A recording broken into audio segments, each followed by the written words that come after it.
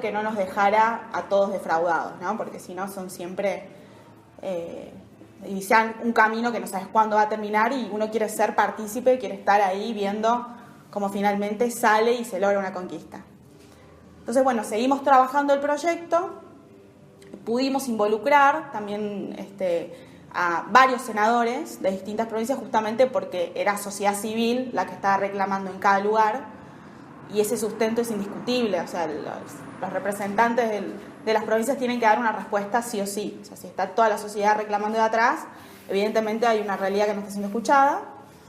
Y bueno, gracias a eso fuimos en total nueve senadores los que acompañaron el proyecto y tuvimos la suerte, sí, por así decirlo, la buena fortuna de que cayó en una sola comisión, que es Legislación General, por ser reforma del Código. Veníamos de una historia complicada en materia de proyectos porque se están dando multiplicidad de giros y para nosotros eso es un trabajo que, a ver, los proyectos tienen una vigencia de 2 años y cuando lograste, primero que la comisión se reúna, segundo que te lo ponga en temario, tercero que finalmente se comprometan y que saquen un dictamen, se te pasó el periodo y te quedaron 3 comisiones más donde tenían que tener giro. Entonces tener una sola comisión fue una buena expectativa y sobre eso se empezó a trabajar. La comisión lo tomó muy bien, tenía una gran integración del Frente para la Victoria, así que en ese sentido se trabajó rápido, creo que fueron 5 reuniones de trabajo parlamentario, y bueno, íbamos y veníamos con temas técnicos, pero finalmente todos estaban de acuerdo en lo fundamental, salvo lo que era la actualización de precio, que generó bastante intriga por parte de algunos senadores en cómo se iba a aplicar. Bueno, venimos de una historia complicada en todo lo que es índices de inflación y como estaba prohibida, digamos, la indexación, no se sabía cómo iba a hacer ese vuelco. Pero bueno, se hizo un análisis muy profundo, pusimos los escenarios, cómo era ahora, cómo se birlaba atrás de los escalonados, cómo sería la situación con esta reforma. Bueno, y finalmente, en ir y venir, creo que todos quedamos convencidos de que era la mejor alternativa para el bolsillo del inquilino. Entonces, bueno, logramos finalmente el dictamen. Esto fue el 4 de noviembre. Estábamos todos sorprendidos porque ese mismo día hicimos la presentación oficial del proyecto. O sea, lo estábamos haciendo a las 9:30 de la mañana y a las 11 estaba convocada la comisión. Así que salimos corriendo estábamos en el anexo y nos fuimos corriendo al Palacio, al Salón Ilía, donde se trató. Y no podíamos creer cuando se trató el proyecto y era todo favorable. O sea, estaban todos los senadores queriendo sacarlo, algunas modificaciones que se insertaron, muy oportunas. Y bueno, cuando quisimos ver ya estaba el dictamen. A ver, tener un dictamen es cuestión de semanas para poder lograr meterlo en el recinto. Evidentemente pasó 2 semanas, la presidenta de la Comisión de Legislación General pidió la moción de preferencia, que es que se incluyera el proyecto para este miércoles, y bueno, y ahí empezamos a preparar todo esto y con los demás senadores también ver un poco cómo iba a ser el acompañamiento en el recinto, ¿no? Porque te querés asegurar de que el proyecto salga. La verdad es que por ahora tenemos una muy buena perspectiva. Y bueno, estamos cruzando los dedos para lograr esto, porque realmente fue un tiempo récord. O sea, que empieces un proyecto a principio de año y a fin de año ya estés logrando una media sanción, es algo casi imposible. Entonces fue un camino realmente que determina que hubo mucha gente atrás, ¿no? Haciendo su trabajo fino, su lobby, los medios también, que para nuestra sorpresa, desde muchos lugares nos fueron apoyando. La realidad es que como nos representa a todos, o sea, no estamos hablando de minorías tampoco, estamos hablando de toda la sociedad.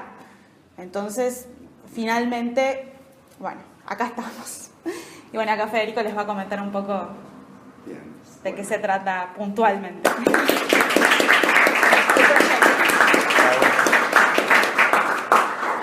Bueno, yo les voy a contar un poco cuál es el contenido del proyecto, en realidad cuál es el contenido del dictamen de la Comisión de Legislación General que se trataría este miércoles. Bueno, nosotros trabajamos generalmente de una manera participativa con aquellos sectores que nos plantean la necesidad de alguna reforma legal. Y en este caso trabajamos con el Frente de Inquilinos Nacional, sobre todo con Gervasio Muñoz, que fue el referente que trabajó con nosotros. Nos trajeron una serie de propuestas que ya venían trabajando hace bastante tiempo. El desafío nuestro era ver cómo darle una forma legal a estas propuestas en un contexto político que todos conocemos. Han habido otros proyectos de ley de alquileres en los últimos años, ninguno pudo avanzar. Vos contabas el del gobierno de la ciudad, también hubo en el Senado, hubo en la Cámara de Diputados. Hay algunas propuestas que son muy ambiciosas, que establecen marcos regulatorios del Estado muy estrictos, registros de alquileres y demás, que no han avanzado porque tocaban una multiplicidad de intereses difíciles de vencer frente al planteo concreto. De modo que también nos encontrábamos frente a un Código Civil flamante, prácticamente tiene un año. El Código Civil lo que hizo fue recoger la ley de locaciones vigente y la introdujo dentro del capítulo de locaciones. No tiene un capítulo específico para locación para la vivienda, ni para locaciones urbanas, como se llamaba la anterior ley. Están diseminados los artículos de la ley en distintos artículos de ese capítulo de locaciones. Nos pareció entonces que lo más inteligente era tratar de tocar algunos de esos artículos para lograr un mejor equilibrio en la relación entre locador y locatario, en la relación de las partes de la locación locativa, y no ir directamente a enfrentarnos con el negocio inmobiliario, de las inmobiliarias, los constructores y demás. Con estas pequeñas reformas se puede lograr una mejor situación, un mejor escenario para la relación locativa entre las partes, aunque en los hechos concretos también se verían afectados los intereses de las inmobiliarias. Entonces, nos parece que los aspectos sustanciales del proyecto, hay dos puntos cruciales en el proyecto. Primero, se aumenta el plazo de la locación de 2 a 3 años. Esta es una decisión política. En realidad, el plazo de la locación antiguamente, el plazo mínimo es de 2 años, y nosotros vimos a partir de la información que nos suministró Gervasio, que en el derecho comparado, la tendencia, sobre todo en los países centrales, es aumentar la cantidad de años de la locación, para que tengan mejor previsibilidad el proyecto de vida de la familia inquilina, y también los locatarios sepan que tienen un proyecto económico, por así decirlo, a largo plazo. Entonces, al aumentar de 2 a 3 años el plazo de la locación, logramos que las familias inquilinas tengan una mejor perspectiva de vida, tengan que mudarse cada 3 años, como mínimo, pero por otra parte van a tener que pagar comisión cada 3 años y no cada 2, como es actualmente. También eso beneficiaría a la economía familiar, y las inmobiliarias no podrían decir absolutamente nada, porque en definitiva ellas van a seguir trabajando de la manera que lo hacen actualmente, y no pueden criticar estrictamente la ampliación del plazo de la locación porque ven perjudicados sus intereses económicos. Ese es un punto muy importante. El segundo punto importante es el tema de la actualización. La actualización actualmente está prohibida por la ley de convertibilidad. Sin embargo, ya desde hace bastantes años, por lo menos desde 2003, cuando cayó la convertibilidad, se estableció un procedimiento de alquileres escalonados que viene a burlar esta prohibición. Esto se naturalizó, todo el mundo firma un contrato de alquiler y dice, bueno, el primer año pago 2.000, el segundo año pago 4.000. Es ilegal, está dentro de la concepción del Código Civil. El Código Civil entiende que el precio de la locación es 1 y que se puede dividir de distinta manera durante el plazo de la locación, pero es una trampa para el inquilino. Y en estos momentos de aceleración de la inflación, prácticamente se han establecido ajustes semestrales y nadie puede saber exactamente cuánto va a ser el alquiler de su próximo contrato. Por otra parte, ese precio lo fijan las inmobiliarias de una manera absolutamente arbitraria que tiene que ver con su propia rentabilidad.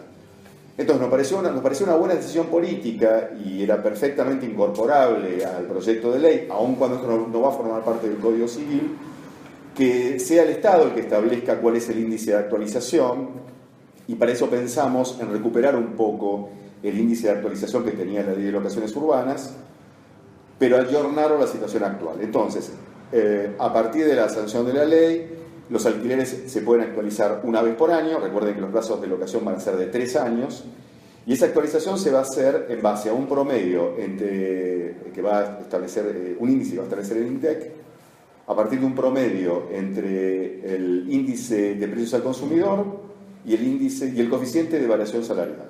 Esos dos coeficientes ponderados van a determinar cuál es el índice que se puede aplicar para la actualización del precio de la locación. Nosotros también propusimos este sistema de actualización, toda vez que examinamos estudios que habían hecho economistas del Frente de Inquilinos Nacional, que decían que durante los últimos años el aumento de las locaciones había sido muy superior a este índice que nosotros proponemos. Así que, aun cuando la inflación se mantenga en estos niveles o aun cuando la inflación baje, nos parece que el escenario para el inquilino y también para los propietarios va a ser mucho mejor y mucho más equitativo. Ese es un punto crucial también del proyecto de ley. Luego hay otros 4 puntos que implican modificaciones al Código Civil que nos parecen que son mejoras sustanciales para los inquilinos. Lo primero que determinamos es que los depósitos en garantía no pueden ser superiores a un mes. Actualmente los depósitos en garantía no pueden ser superiores a un mes por cada año de locación. Por lo general se pagan 2 meses de depósito en garantía. Ahora se pagaría solamente un mes. Con la legislación del Código Civil no se establece de qué modo se devuelve ese monto ni en qué momento se lo hace. Nosotros ponemos expresamente que ese monto tiene que ser devuelto en el momento de la restitución del inmueble. Ustedes sabrán que actualmente los que son inquilinos sabrán que generalmente ese depósito se retiene con el pretexto de que por ahí aparecen gastos que no se conocen en el momento y luego quizás no se devuelve o se devuelve de la manera que se le antoje al inmobiliario o al propietario, o descuentan comisiones que inventan en el momento. Bueno, con este nuevo sistema el inquilino tiene una herramienta muy importante que puede exigir en el momento de la restitución del inmueble y se puede negar a restituirlo si el locador no cumple con esa obligación, debe exigir que se restituya el depósito. Y además el depósito va a estar mensurado con el precio del último mes de la locación. De modo que no hay ningún tipo de discusión de cómo se ajustaría el precio en el momento que se hizo el depósito, que eso también origina una gran cantidad de debates en el momento que el inquilino ignora y cuando va dice, no, mira, te devuelvo lo otro que pusiste, y en realidad siempre termina perdiendo el inquilino. De este modo va a quedar muy claro que al inquilino se le tiene que devolver el último mes de la locación, que va a ser seguramente el precio actualizado según el índice que se hizo. Así que eso disipa toda duda con respecto a la devolución del depósito, que sabrán todos que origina situaciones sumamente injustas, situaciones que son prácticamente estafatorias para el inquilino, y que si el inquilino tiene que tratar de resolver judicialmente, tiene que contratar a un abogado para que le devuelvan el mes que había depositado en el momento que comenzó la locación, y es sumamente engorroso. Es un tema que nos parece muy importante a los efectos prácticos. Otro tema que también es importante es que el nuevo texto determina que el inquilino no tiene que pagar ningún tipo de carga que grave el inmueble, de modo tal que no debería pagar los impuestos inmobiliarios bajo ningún concepto. Y tampoco debe pagar las empresas extraordinarias, que ahora el texto del Código Civil no lo dice. Es cierto que en la relación locativa puede ser que se le imponga al inquilino que tenga que pagarlas y demás, pero ahora dice claramente que no debe pagarlas. En el texto actual no lo dice. Esto también implica que el inquilino no deba pagar costos que son propios del locador o del propietario del inmueble, como pagar, por ejemplo, un juicio laboral que fue iniciado hace varios años, que se está pagando en cuotas y lo tiene que pagar el inquilino, o pagar, por ejemplo, una reparación extraordinaria que tuvo que ver con una indemnización de daños y perjuicios por la rotura de un departamento del edificio. Bueno, claramente todos estos tipos de gastos que entran dentro del concepto de expensas extraordinarias no la debe pagar el inquilino, con el texto de la propuesta que nosotros hicimos. Luego es importante el tema de las comisiones, que tienen que tener claro que la regulación de las comisiones es materia local. El gobierno federal no puede regular el monto de las comisiones. Eso es competencia de cada jurisdicción local, y me parece que deben pelear los inquilinos una rebaja, una modificación de los dispositivos legales que establecen el monto de comisiones en cada provincia o en cada ciudad. Si establecemos una norma supletoria que puede servir como referencia, y recién nos contabas que, por ejemplo, en Entre Ríos no existe una norma que establezca el valor de las comisiones de los agentes inmobiliarios. Entonces, en caso de que una provincia no tenga un precio de las comisiones o de los honorarios que corresponden a los agentes inmobiliarios, el inquilino pagará no más de un mes. De ese modo, pudimos superar el impedimento de que la legislación común pudiera meterse en el tema de las comisiones. Si poníamos directamente que el Código Civil determinaba cuál es el monto de las comisiones, esto no hubiera salido, hubiera sido, si saliera, impugnado de inconstitucional. Así que nos pareció una solución práctica, posible, y de hecho fue votada por los senadores que aprobaron el dictamen de comisión. Por último, en el tema de la rescisión anticipada, que es un derecho que tienen todos los inquilinos, que sabrán ustedes que funciona a partir de los 6 meses del contrato de locación, con una penalidad de 1 mes y medio si se ejerce durante el primer año de la locación, y una penalidad de 1 mes de la locación como indemnización si se ejerce durante el segundo año. Nosotros quitamos ese plazo de 6 meses como mínimo, pero decidimos mantener las penalidades. Recordamos que las penalidades se introdujeron en la ley de alquileres de la época de Alfonsín y vinieron a resolver una situación que sucedía en aquel tiempo, que cuando un inquilino rescindía el contrato o resolvía el contrato, el propietario le reclamaba la totalidad de la locación. Con eso se vino a resolver ese problema. Y para tratar de lograr un equilibrio entre las partes, decidimos mantener las multas. Sin embargo... Perdóname. Sí. No, pues dijiste algo recién. Sí. Muy importante y fuerte. Antes, decir, de la ley de locación urbana... No había ninguna regla. Claro, no había regla y por lo tanto, si dejabas faltando 8 meses, le tenías que pagar... Así se exigía judicialmente y en muchos casos se ganaba. Bastante. La ley de la época de Alfonsín, precisamente introdujo unas modificaciones que están ahora en el Código Civil. Una fue esa, la posibilidad de resolver el contrato pasado un periodo de 6 meses. A nosotros nos pareció que en realidad ese respeto del plazo de los 6 meses tampoco es una norma que debería mantenerse. Si el inquilino quiere resolver al mes, lo puede hacer. Sí nos pareció mantener la multa. Si la sacábamos, podía volverse a la situación anterior. Si las prohibíamos, nos íbamos a encontrar con el lobby de los propietarios que dicen que los inquilinos son todos abusadores y que entonces van a dejar el departamento destruido. Entonces, eso lo mantuvimos. Federico, Sí. ¿El tercer año sería equivalente? No, en realidad ahora se mantiene exactamente la redacción del Código Civil que dice: en el primer año es 1 año y medio, a partir del primer año, o sea, segundo y tercero, será 1 mes. Eso no lo tocamos. O sea, no lo tocamos. El tercer año ya es 1 mes. Es 1 mes igual que el segundo. Nos pareció no tocar demasiado ese punto. Sí, limitar el plazo, derogar el plazo de los 6 meses.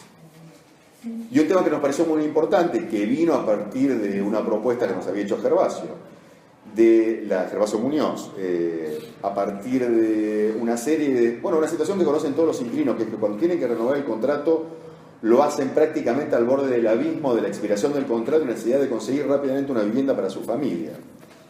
De modo que esa negociación bajo presión siempre termina peor para el inquilino, que es el lado más débil de la negociación y es quien necesita resolver su problema de la vivienda de manera imperiosa. Entonces, introdujimos en la norma que regula el sistema de las resoluciones un procedimiento que establece que las partes tienen que juntarse por lo menos 60 días antes del vencimiento del contrato a negociar la renovación del contrato. Si las partes llegan a un acuerdo, deben respetar ese acuerdo en el momento de la firma del contrato, del nuevo contrato, y la parte que no respete tiene que pagar a la otra 1 mes de indemnización. Si no se llega a un acuerdo, el inquilino puede resolver el contrato, pero en este caso no va a pagar el mes de indemnización. De modo que si el inquilino ve que no hay manera de renovar el contrato en condiciones que le parezcan adecuadas para su situación económica o situación familiar, ya puede salir a buscar otro departamento o otra casa, mantiene el contrato hasta el final y tiene 60 días para hacerlo. Y puede salir a buscar lo suficientemente tranquilo, y si de pronto consigue una buena vivienda 30 días antes del vencimiento del contrato, puede celebrar un contrato y no paga ningún tipo de indemnización. Entonces es una solución práctica, concreta para este problema grave y angustiante que es salir a buscar un nuevo departamento. Entonces, estas reformas me parece que son muy buenas, generan un nuevo escenario para la relación entre las partes.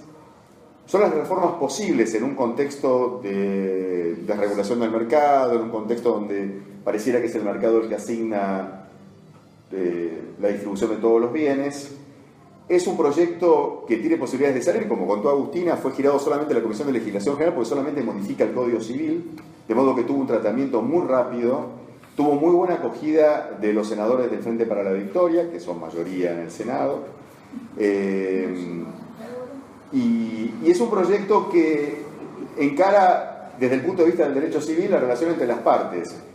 ¿Qué es una relación de derecho privado? Yo coincido con lo que se dijo, que en realidad debería tener una nueva visión la relación locativa, quizás como servicio público, quizás como una relación privada pero garantizada y controlada fuertemente por el Estado, volver a concebir la vivienda como un bien social, no una reserva de valor.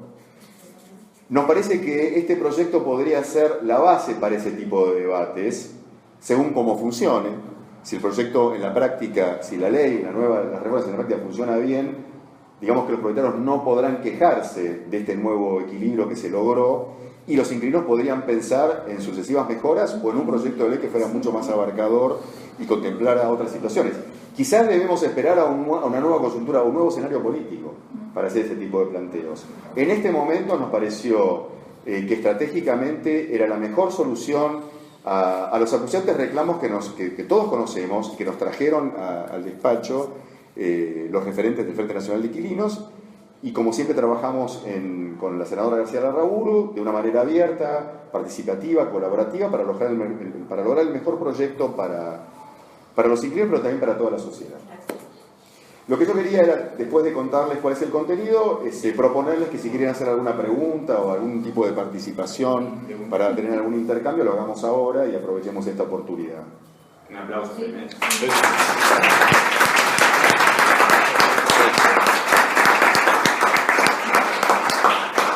Ahora, por supuesto, dudas, preguntas. Crítica, por supuesto.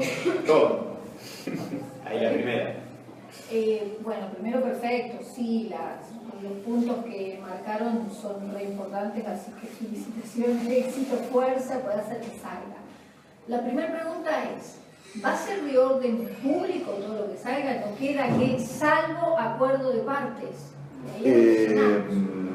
Son normas imperativas, está en el Código Civil, sí, donde decía, salvo acuerdo en contrario, que era el tema de los gravámenes a la vivienda, que tiene que hacerse cargo el inquilino, salvo pacto contrario, lo sacamos. Lo sacamos. Pero no son normas disponibles, son normas imperativas del Código Civil. Bien. Eso es importante. Eso no quiere decir que en la dinámica contractual al inquilino le presenten un contrato que no respeta este tipo de normas. Pero con una buena difusión, un buen conocimiento de la normativa, el inquilino puede, aunque lo firme, impugnarlo judicialmente. Por ejemplo, puede ser que el contrato no diga nada con respecto al pago de las expensas y después le tiene que pagar las expensas extraordinarias o le imponga al inquilino, pero sabe que tiene una norma que dice que no debe pagar las expensas extraordinarias. Bien. La otra pregunta, porque nos ha pasado acá, las expensas no las diferencian. Bueno, ese es otro problema, que también lo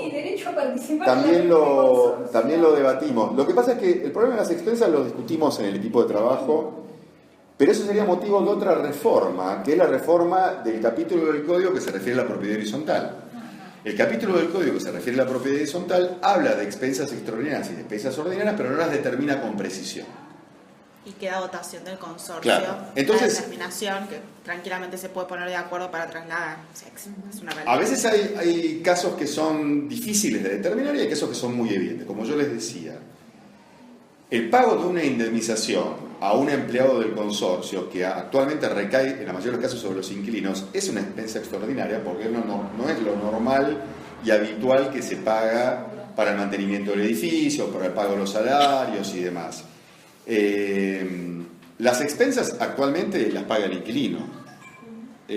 No nos metimos en ese punto. Sí nos pareció que era un buen avance quitar las extraordinarias. Nos va a dar un pie importante, claro, para discutir justamente en la reforma sobre las actas del consorcio cuando plantean el tema de que pasan las extraordinarias a ordinarias. Yo creo que la reforma esta nos va a dar pie como para poder salir, claro, a discutirlo también judicialmente. Por otra parte, la reforma del capítulo del Código Civil que se refiere a las expensas ordinarias excedía el marco de esta ley. Si nos ponemos a reformar eso, iba a aparecer no sé, la Cámara de Propietarios a decirnos que en realidad nos estamos metiendo con el pretexto de regular el tema de los inquilinos, en regular las empresas, no nos pareció conducente para lograr el éxito del proyecto. Nos pareció de algún modo razonable eliminar el pago de las empresas extraordinarias de una manera clara. Que ese era un reclamo que nos hicieron llegar a la mesa de trabajo de una manera enfática. Es un gran avance. Todo el tiempo. De los principales. Es un gran avance. Yo creo de todas maneras, ya que la compañía planteó el tema, que ese es el otro desafío que tenemos, el problema de las administraciones, la liquidación de las despensas, la no participación.